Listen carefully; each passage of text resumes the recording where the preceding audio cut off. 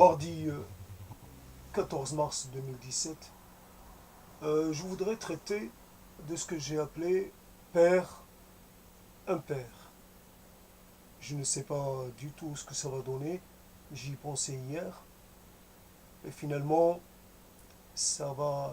J'ai peur que que ça risque de me demander un certain effort. Mais bon, père impair. Un peu les deux versants qui s'articulent. Euh,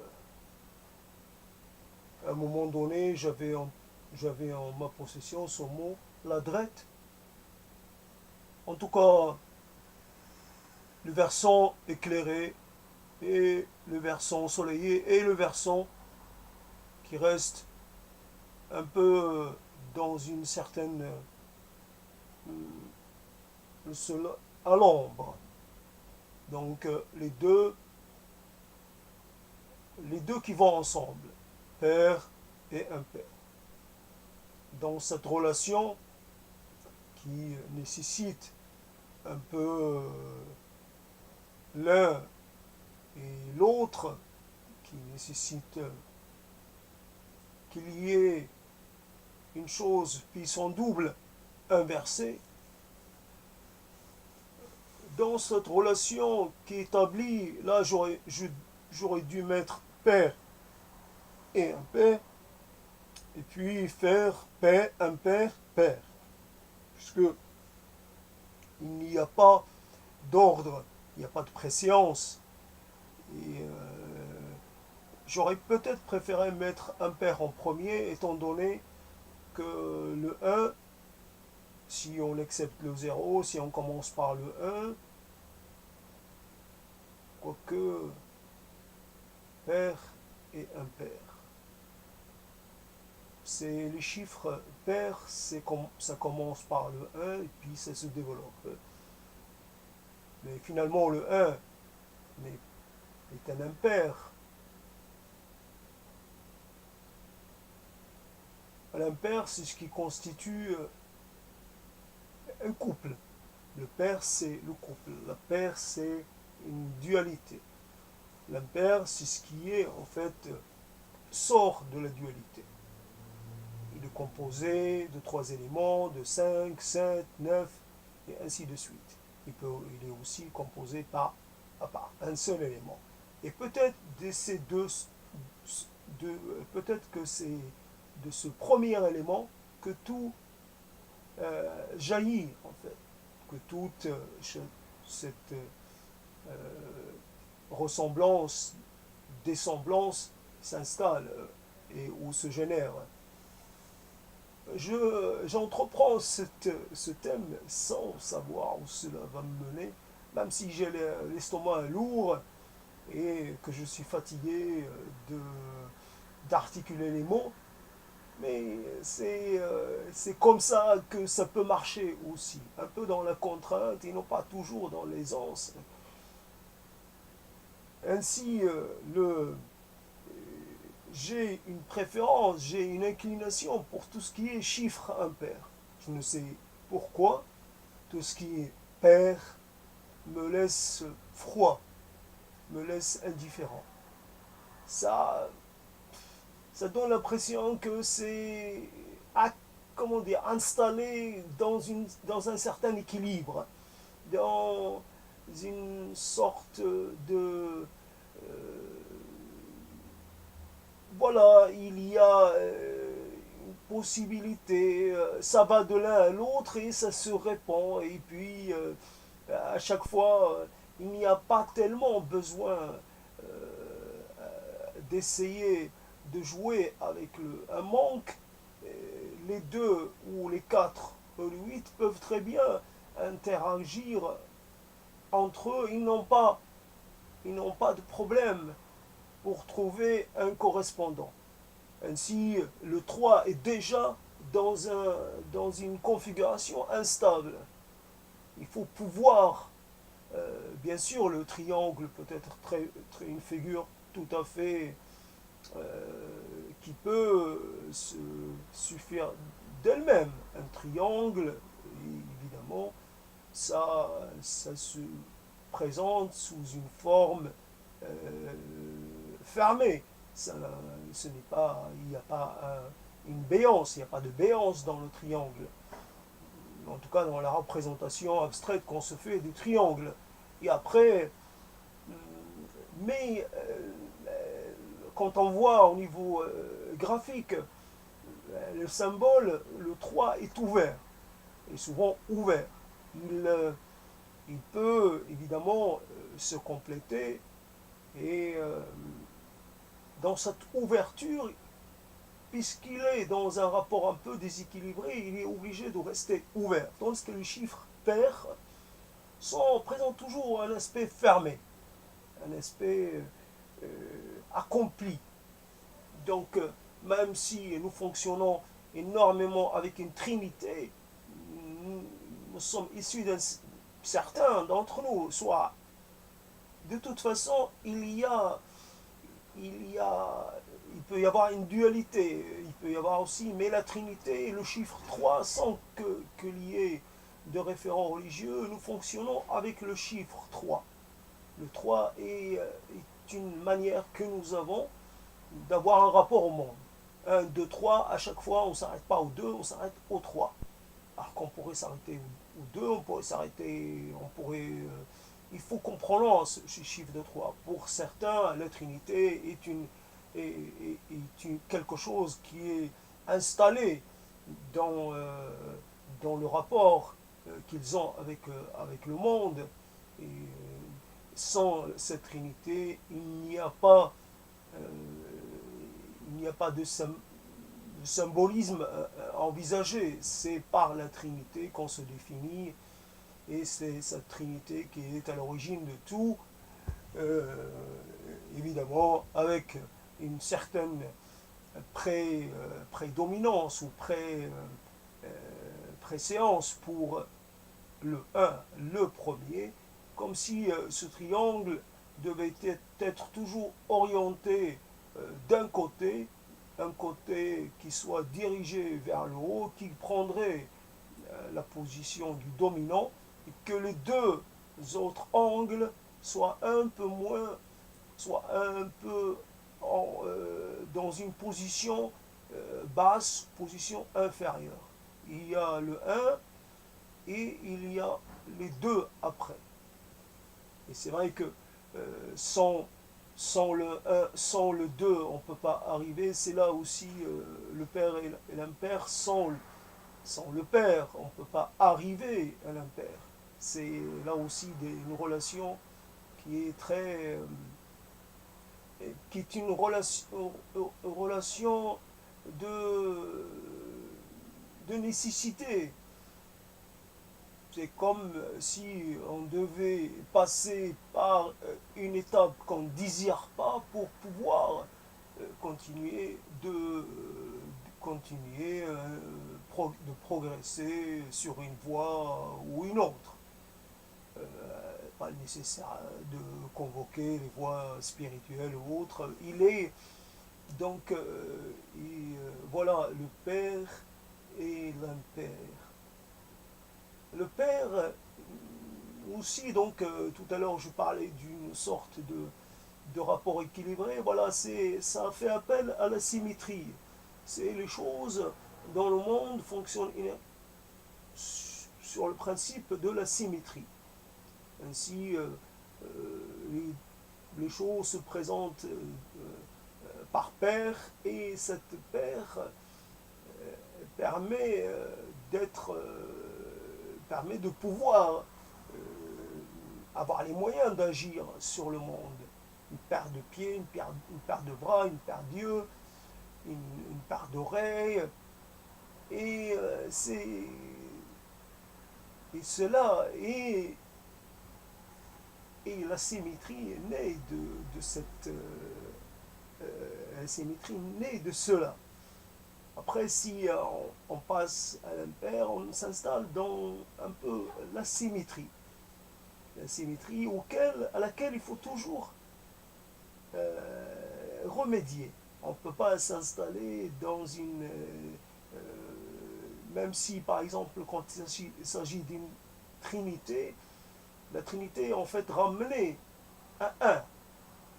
Parce que le principe un, le premier, c'est le principe dont tout découle. Et en fait, c'est ramené à un. Si on ramène tout à une seule origine, évidemment, là-dedans, on n'a plus besoin d'avoir de père, on n'a plus besoin de symétrie.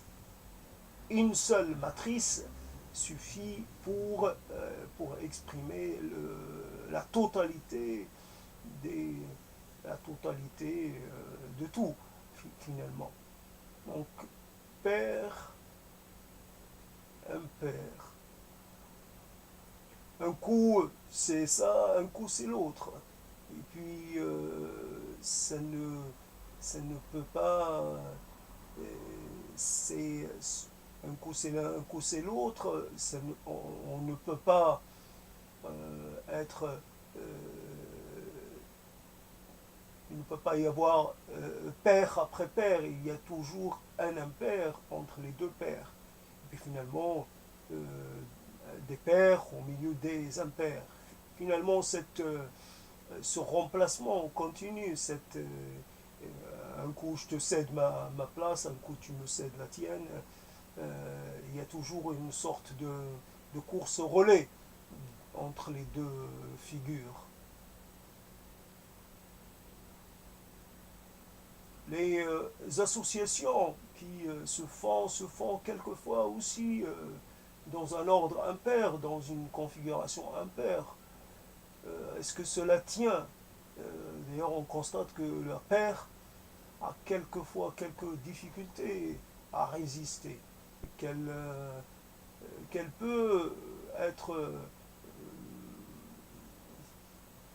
quand même assez solide, mais finalement, il lui faut à un moment donné se réinstaller dans une relation impaire pour pouvoir d'une certaine façon se régénérer. Il y a dans le face-à-face un peu un risque d'épuisement. Le face-à-face, l'un face à l'autre, on se regarde jusqu'au moment où on ne se voit plus. À partir du moment où il y a un impair, où il y a un troisième, il y a la possibilité pour qu'il y ait de nouveau plus d'interaction, plus de possibilités d'interaction. Seulement, il reste toujours le risque de voir se former une nouvelle configuration paire au détriment de l'ancienne. Et que, évidemment, comme s'il y avait une propension à s'installer toujours dans le pair plutôt que dans l'impair, étant donné le caractère un peu instable de la configuration impaire. Elle, elle est intéressante parce qu'elle offre une porte de sortie, elle offre un potentiel intéressant, mais comme elle génère du mouvement, elle génère aussi de l'instabilité, elle génère aussi un désir de retrouver un équilibre initial. Ce n'est pas une position équilibrée, elle ne peut pas être choisie indéfiniment. C'est ce qui est intéressant dans cet exercice, c'est que quelquefois, il faut faire appel à des choses qu'on a en nous. Des fois, on ne sait pas à quoi ça correspond. Les choses doivent être traduites de façon. Est-ce que les mots sont toujours en capacité de traduire toutes les situations ou toutes les hypothèses ou toutes comment dire, toutes les propositions. À un moment donné, soit il faut passer par un autre moyen d'expression pour essayer de traduire cette relation un peu dialectale, j'allais dire. Ouais, je ne sais pas si c'est le mot qui convient, mais oui, la dialectique, c'est aussi un ordre impair. Et c'est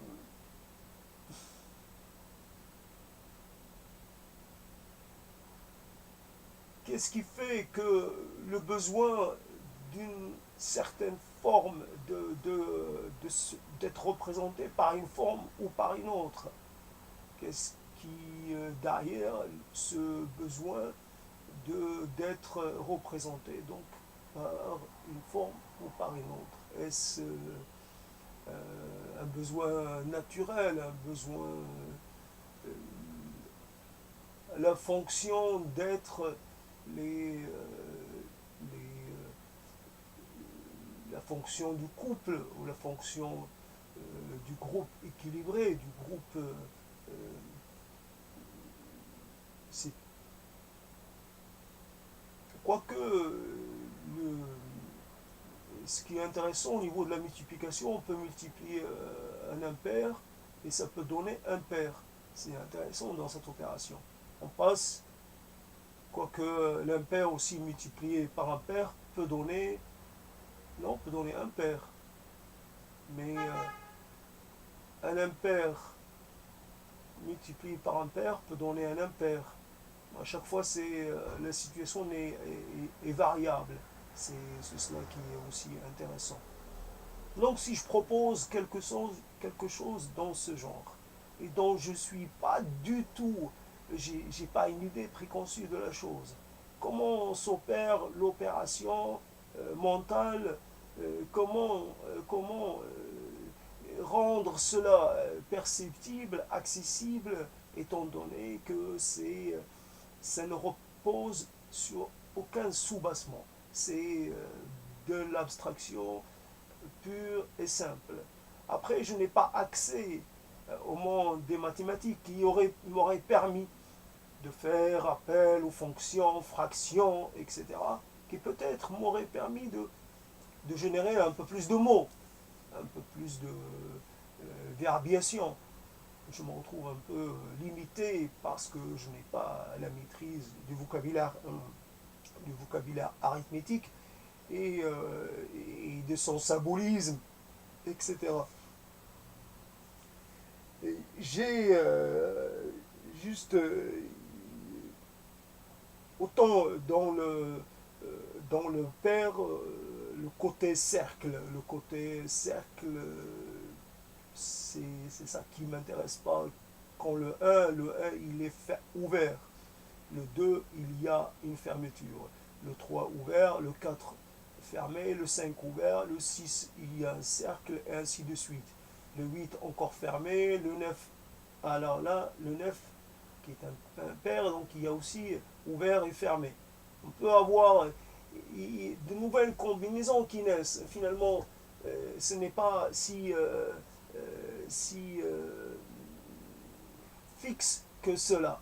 Et qu'est-ce qui vient en fait modifier cet ordre un peu qu'on peut penser qu'il est immuable, qu'il serait peut-être immuable, mais qu'en fait il change de forme, il emprunte à l'un et à l'autre. Voilà un peu cette chose. C'est pour ça que finalement le pair et l'impair finissent par converger et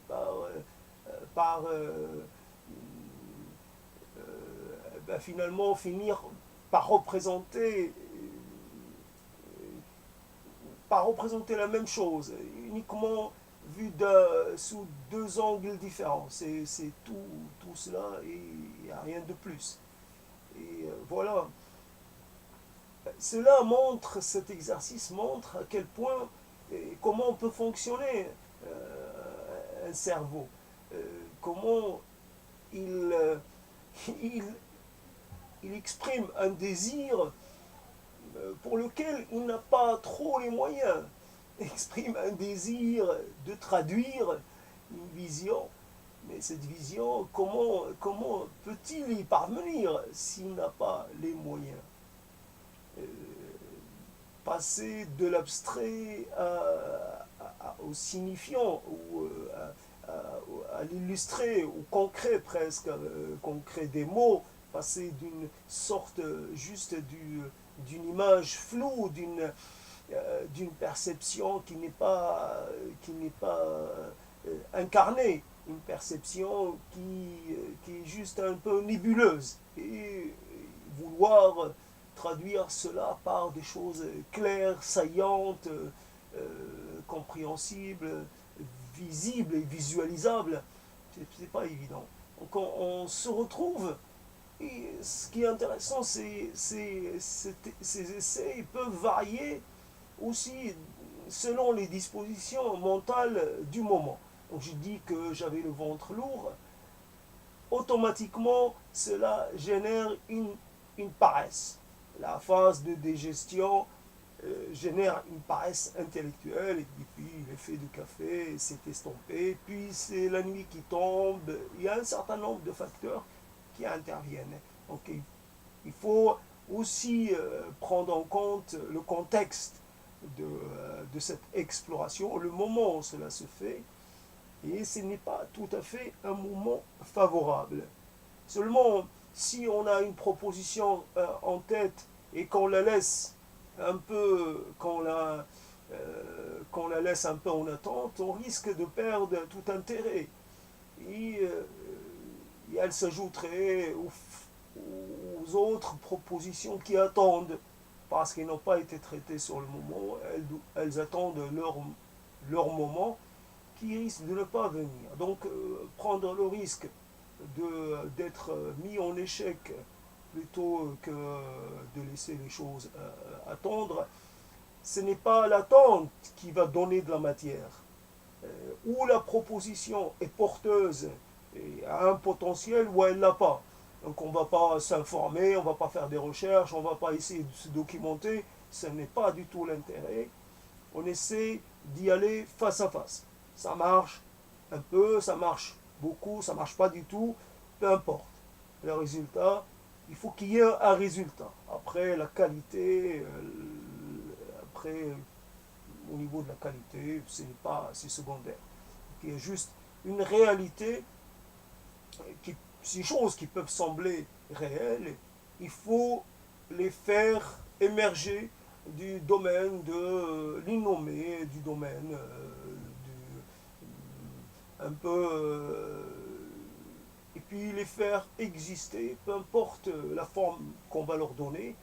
Si j'essaie de faire exister le père et l'impère, et de voir les relations qu'il y a entre ces deux figures, et voir si ils sont évidemment un plasticien peut-être pourrait, qu'est-ce qu'il pourrait faire, comment aller au-delà du symbole des symboles communs, comment dans ce mouvement d'abstraction, dans ce processus d'abstraction, comment en fait arriver à créer de nouveaux symboles, puisque qui soient compréhensibles par d'autres.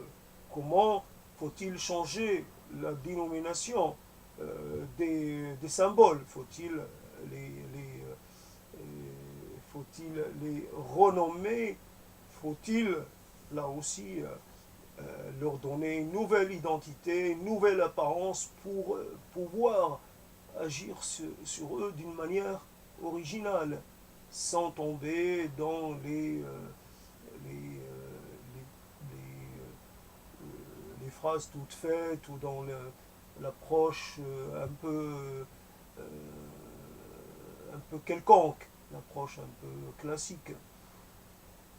Qu'est-ce qu'il y a de classique dans ce genre de traitement père-impère? Alors aussi, l'idée que pourquoi vouloir traiter d'une chose? Quel est aussi là aussi l'intérêt? Est-ce un intérêt légitime? Est-ce un intérêt euh, qui s'impose? Ou est-ce juste une petite fantaisie? Voilà, donc on reste un peu dans le domaine de la fantaisie, on va pas plus loin que cela. Père et impère. Ainsi se termine cet essai qui est en fait resté un peu trop collé à son point de départ, qui n'a pas pu se prendre son envol, et voilà.